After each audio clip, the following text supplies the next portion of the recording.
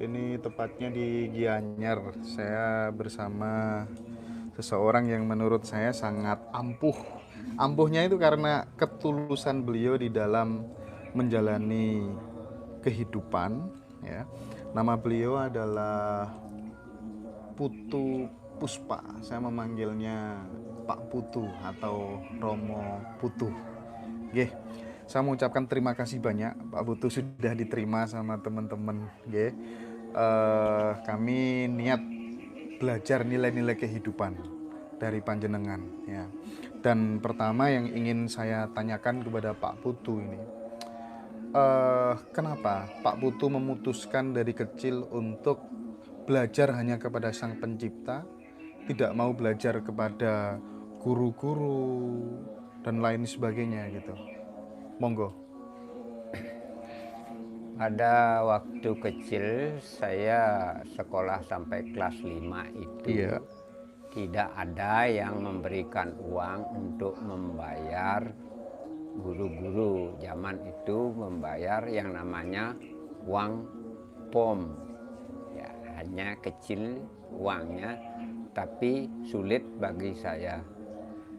Dari sana saya mengambil keputusan tidak belajar kepada manusia. Lebih baik kita menyerahkan diri pada Tuhan, belajar bagaimana seharusnya saya hidup. Akhirnya saya berhenti sekolah dan langsung menelusuri yoga-yoga yang telah saya lakukan dan memberi petunjuk dari Sang Pencipta. Setelah saya mendapatkan petunjuk, ada yang mengajukan saya, mengajak saya untuk belajar yang namanya ilmu apa itu. Saya punya minat untuk belajar. Iya. Kalau saya belajar di sana, mungkin saya akan menjadi master. Akhirnya saya bawa buku, hanya buku bahasa Inggris untuk saya hafal ke tempat saya yoga. Buku itu dirobek. Beliau berkata, kamu belajar ilmu, kalau mau belajar sama manusia silahkan, jangan ke sini. Nah, dari sana saya memutuskan hanya belajar pada beliau. Saya tidak akan mengikuti aliran-aliran apapun yang berkembang. Iya, iya, iya. Itu awalnya bagaimana laku yang harus dilakukan sehingga kemudian bisa berinteraksi langsung dengan beliau begitu Pak Putu? Saya berinteraksi itu hanya lewat mimpi. Ya, hanya lewat mimpi. Saya sangat percaya pemberitahuan dari Tuhan paling pasti daripada diberitahu oleh orang lain, oleh teman-teman. Karena karakter manusia itu tidak sama. Ya. Dia akan mengarahkan kita ke jalan yang lain yang disukai oleh dia. Begitu. Kalau dianya apa tuh namanya penipu, barangkali kita juga. Iya, barangkali kita jadi penipu juga. Jadi memang itu yang kemudian memutuskan Pak Putu memutuskan untuk benar-benar murni belajar kepada Sang Pencipta langsung begitu ya. Iya. Salah satu jalannya lewat yoga. Iya, Lewat yoga. lewat yoga. Oke. Terus dapat keahlian ini nyembuhin orang sakit seperti halnya stroke, lumpuh, cukup dipegang tangan. Seperti kanker, cukup ditempelin tisu dengan minyak.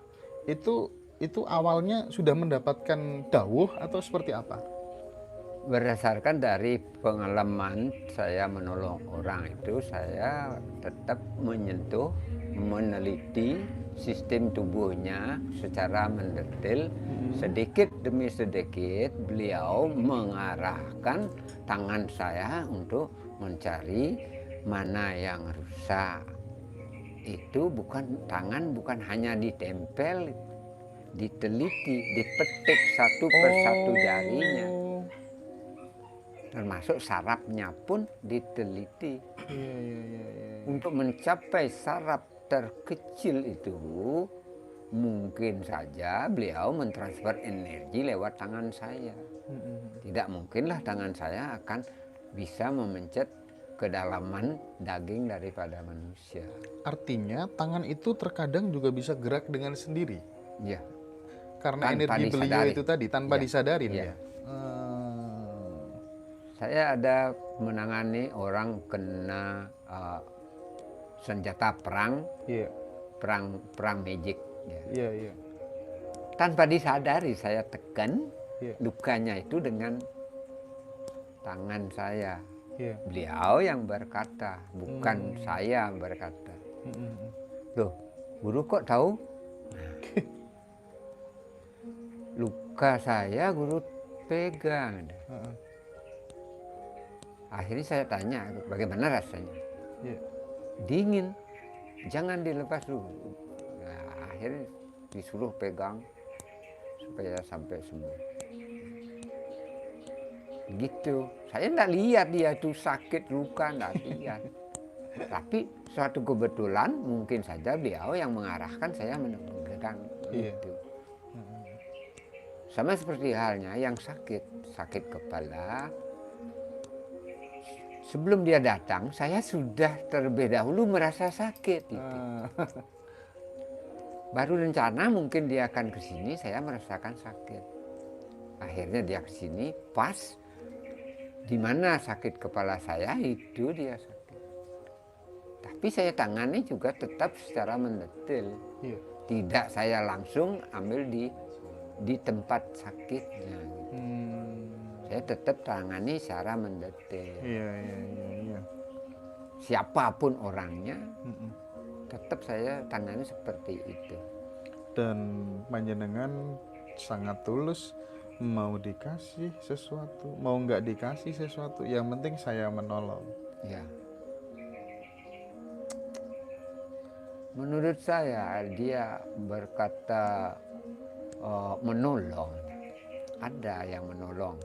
Menolong dengan uang sekian dan harus dipajang fotonya. Itu tidak ikhlas. Yeah.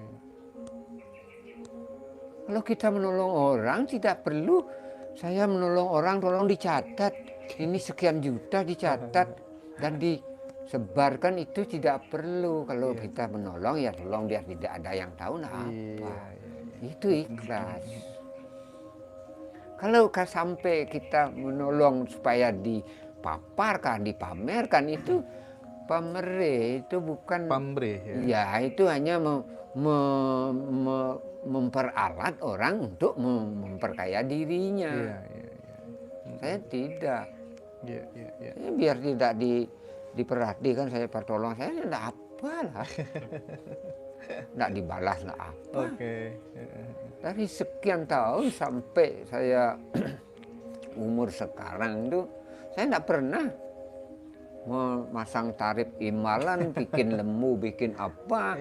Di mana saya bekerja sampai di Karangasem Beleleng itu ada saya bikin pertimo patung seperti itu. Saya tidak pernah harus bayar sekian, tidak pernah. Mau dibayar mau enggak apa. Yang membalas bukan masyarakatnya di sana nanti. Kalau memang beliau mengendaki saya berhasil atau bisa normal hidup seperti yang lain, datanglah penolong. Iya. Contohnya itu balik itu.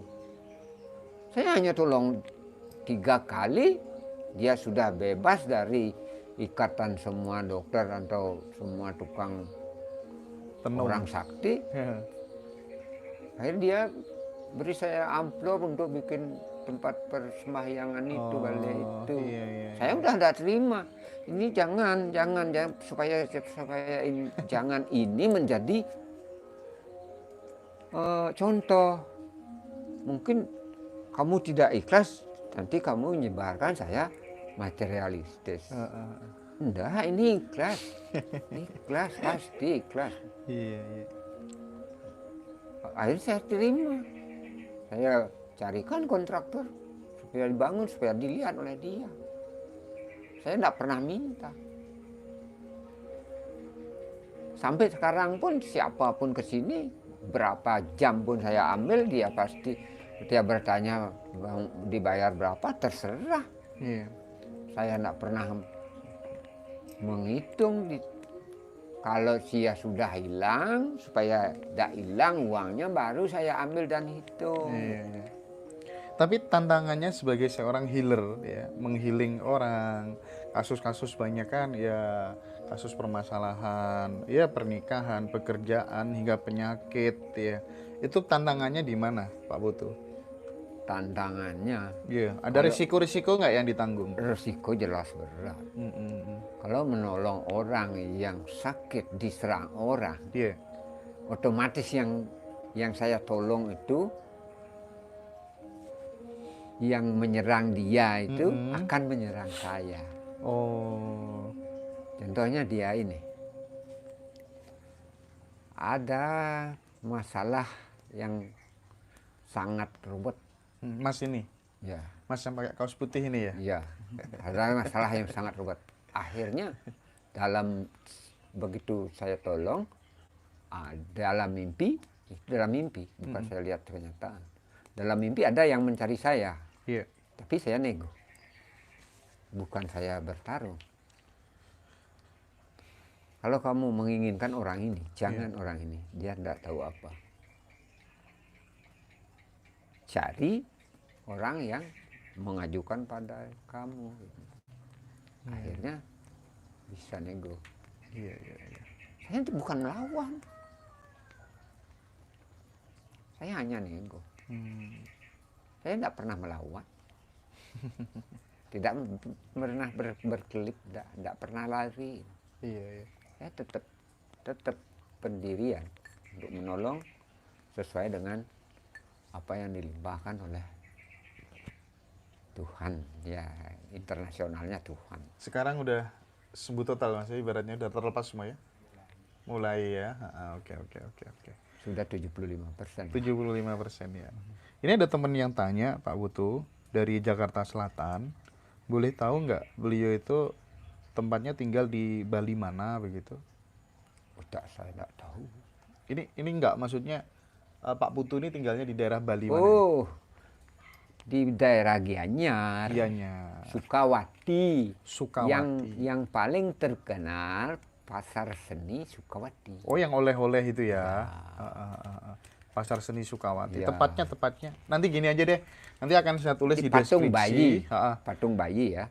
Patung Bayi. Banjar Cangi, Cangi. Batuan Kaler, Sukawati, Gianyar, itu address. Oh iya, itu ada address. Oke, sip. Oke, teman-teman silakan dilihat ya. Agak saya zoom deh. Nah, ini teman-teman. Ini alamat beliau. Nanti akan saya kasih kontak personnya murid beliau. Namanya Mas Adi. Ya, namanya Mas Adi. Di deskripsi supaya untuk mandu jalannya ya Mas ya, nggak apa-apa ya Mas ya, kalau ada teman dari jarak jauh begitu. Kemudian ini banyak yang mendoakan baik-baik, ini bagus-bagus semuanya ini. Ini pertanyaan dari teman-teman di grup Telegram Ngaji Roso. Titip tanya kepada Pak Putu bagaimana cara menyudahi keberuntungan yang selalu menjauhi hidup. Jadi hidupnya nggak pernah dinaungi keberuntungan, Pak Putu.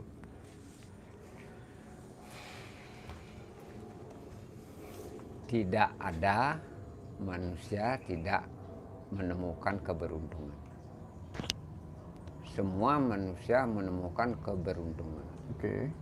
Kalau keberuntungan material itu terdiri dari tidak pas jalur yang diambil untuk mendapat keuntungan.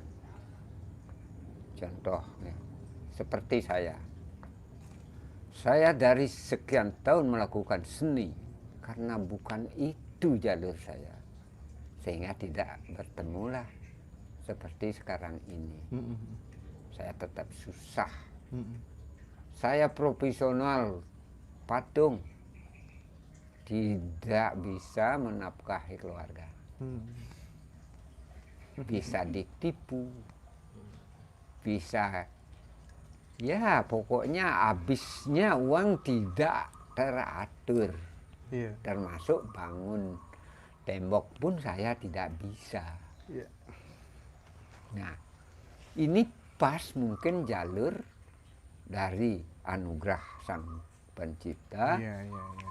yang harus mendapat keberuntungan sehingga saya bisa tekuni dan tabah Oke, oke, oke. dan ikhlas melaksanakan tugas dari beliau. Biasanya banyak orang bekerja di hotel terasa tidak berhasil, mencari pekerja lain, bahkan nilainya lebih di bawah. Akhirnya semakin menjauhlah keberuntungan. Oke. Karena tidak tahan. Coba bertahan. Atau bertanyalah pada beliau, lakukanlah yoga. Mana harus yang dilakukan oleh dia. Gitu.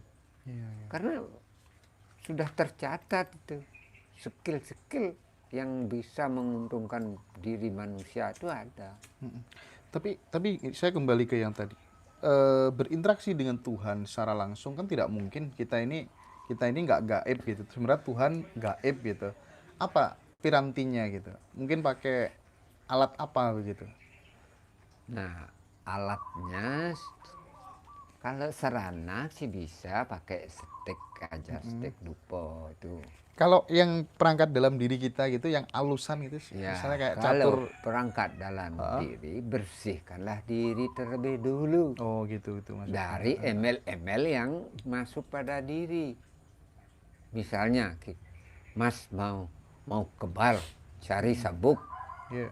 masuk jarum, itu tidak layak bawa ke sana. Karena saya tidak pakai apa-apa. Iya, iya, iya. Saya ikhlaskanlah diri. Mengikhlaskan diri itu sama mengosongkan diri. Oke. Supaya diri kita kosong sehingga ingatlah siapa yang ajak lahir. Rangkullah dia supaya dia mendukung kita. Siapa yang melahirkan kita? Panggil dia supaya dia mendukung kita. Pendahulu kita siapa? Panggil. Bukan secara satu mendetail. Pendahulu kita hanya satu kata pada nenek moyang semua. Termasuk yang tumbuh di alam. Kita rangkul. Ayah, ibu, Iya. sedulur papat, Ya. sanak catur tadi ya. Iya. Hmm.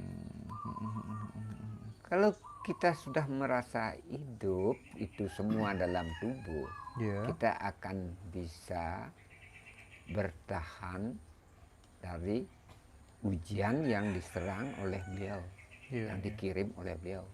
Karena banyak ujian sebenarnya itu. Tidak yoga seperti di lapangan untuk mendapatkan itu. Yoga itu tidak bisa dipamerkan.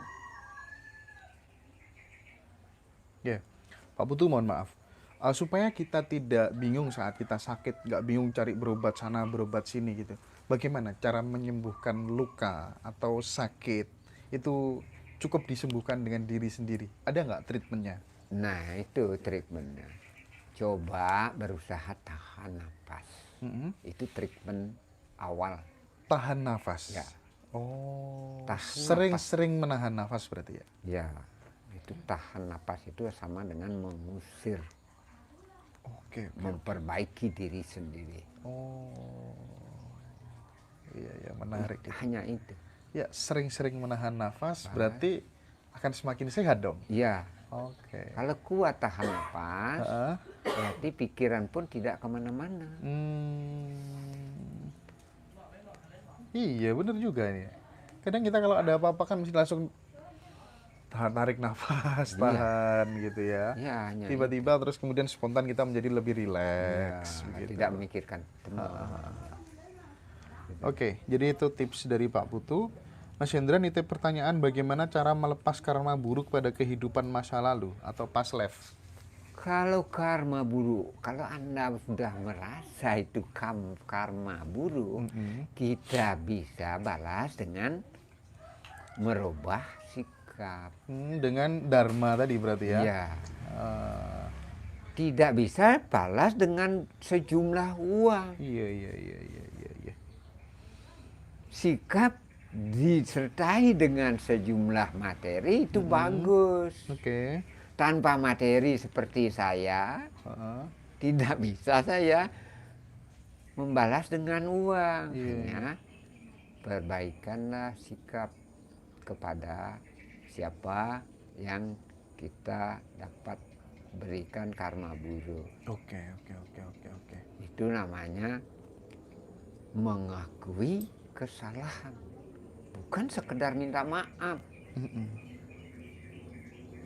Bagaimana untuk mencapai kesadaran murni agar diri ini bisa tercerahkan dan pada akhirnya bisa jadi seseorang yang lebih arif bijaksana dalam menyikapi hidup di dunia yang fana ini, Pak Putu?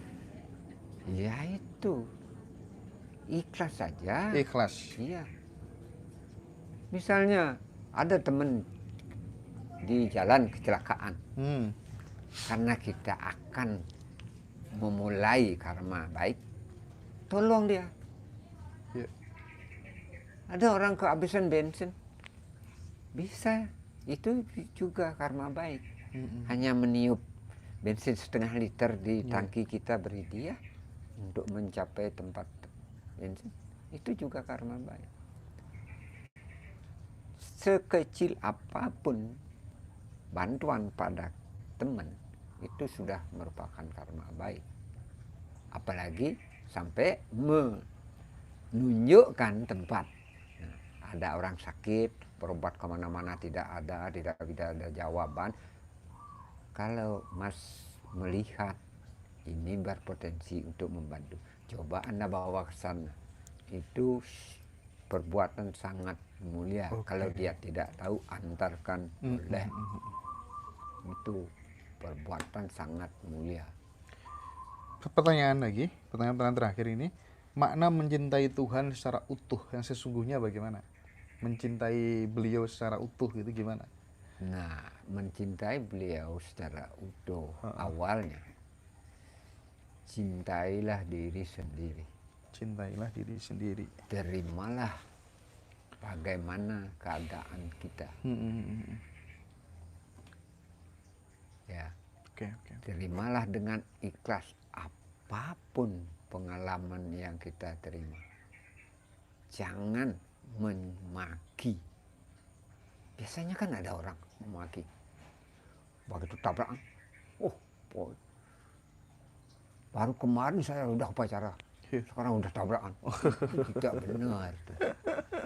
Iya, Berarti iya. kita yang salah. Sampai celaka apapun kita yang salah. Itu isinya, intinya. Oke.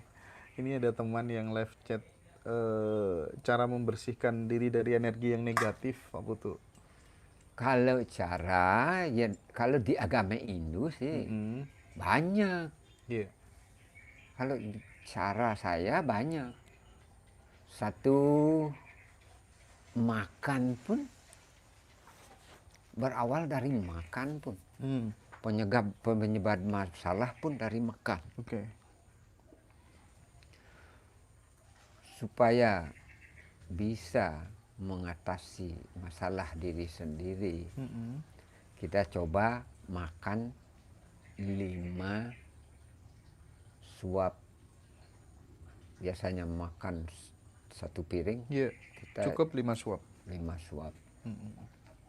Tapi itu ada permohonannya. Iya. Kalau di agama Hindu, Brahma, Wisnu, Siwa, Iswara, Mahadewa. Kalau itu bisa dikategorikan elemen. Elemen emas, perak, tembaga, perunggu, besi, itu kita makan supaya menjadi tenaga. Oke. Ya. Jadi itu sudah saya tanyakan semua teman-teman. Terakhir, info obat hepatitis. Gimana itu Pak Putu? Kalau sakit hepatitis itu penanganannya? Saya tidak mengerti hepatitis. Oh enggak. Iya, Pak Putu ini sekolahnya kelas 5 SD teman-teman. Yang Jadi, seperti apa keluhan hepatitis? Iya, iya, iya, iya. Ya mudah-mudahan nanti. Ya itu. Iya, kalau namanya nggak tahu ya Pak Putu ya. Iya. Pokoknya sakit apa langsung tanganin. Saya rasa mungkin saja apa yang dikatakan oleh dokter itu penyakitnya manusia sudah semua dapat pernah saya tangani di sini, dan atas kebesaran Tuhan hasilnya ada. Oh, bahkan yang sudah divonis apa tuh namanya operasi begitu ya. Iya, iya, iya. Kalau kencing batu, nah itu kencing batu itu bisa diatasi dengan ramuan. Oh. Ada ramuannya. Gitu. Iya, hepatitis itu kaitannya sama organ dalam. Iya. Ya, organ hati gitu ya. Liver. Ya. Nah, liver pun saya nggak pakai ramuan. Saya tetap normalisasi sistem. Sehingga di sana ada namanya resolve unclaimed disease. Yeah. Resolve unclaimed disease. Mengatasi segala keluhan penyakit. Nah itu kenapa saya mengatakan mengatasi? Saya akan mencoba mengatasi apa keluhan orang yang datang ke sini. Kalau seandainya itu keluhannya bisa diatasi, Tuhan melimpahkan energinya, tanpa operasi pun sembuh. Oke. Buktinya tadi yang kanker payudara nggak sampai 1 hari. Iya. Udah langsung sembuh. Karena zaman nenek moyang kita tidak ada pembedah wajah, pembedah perut. Orang lahir normal, tidak ada yang dibedah seperti sekarang. Tanya terakhir. Ini mau tanya sungkan ya? Bisa. Ini Mas Aji Saka ini tanya ini. Saya kalau keluhan soal keturunan katanya, nggak punya keturunan itu ada treatmentnya nggak kayak gitu sih? Kalau keturunan ya biasanya karena hormon. Iya. Karena hormon. Itu pun tidak saya tangani dengan ramuan, tidak. Saya menormalisasi kedua belah pihak. Nah, itu. Oke. Harus dinormalisasi kedua belah pihak. Iya. Oke, Pak Putu. Dan teman-teman mohon maaf nggak bisa saya bacakan satu persatu. Ini Mas Hendra ke narasumber Ki Dharma. Oke, ini kemarin saya udah dikasih nomor handphonenya. Mimpi leluhur orang suci datang. Dalam mimpi apa artinya? Waduh, kapan-kapan nanti kita tanyakan ke Pak Putu langsung ya. Ini tadi kita ngobrolnya udah lama teman-teman. Kalau orang suci itu berarti Sang Pencipta mengirim nenek moyang kita turun menemui orang yang dituju. Oke. Siap Pak Putu, terima kasih banyak, sehat selalu ya. Mudah-mudahan informasi ini bermanfaat buat teman-teman semuanya. Dan jangan lupa nanti akan saya taruh nomor handphone murid beliau di kolom deskripsi, sehingga teman-teman ketika pengen ke Bali, sowan ke beliau, pengen belajar tentang kesejatian, pengen berobat dan lain sebagainya, monggo nanti bisa kontak murid beliau. Terima kasih. Rahayu. Kalau Rahayu. yang adik Ya. itu saya bukan anggap murid. Oke. Saya tidak guru. Oke. Saya hanya guru dari anak-anak. Iya, biar saya aja yang anggap guru.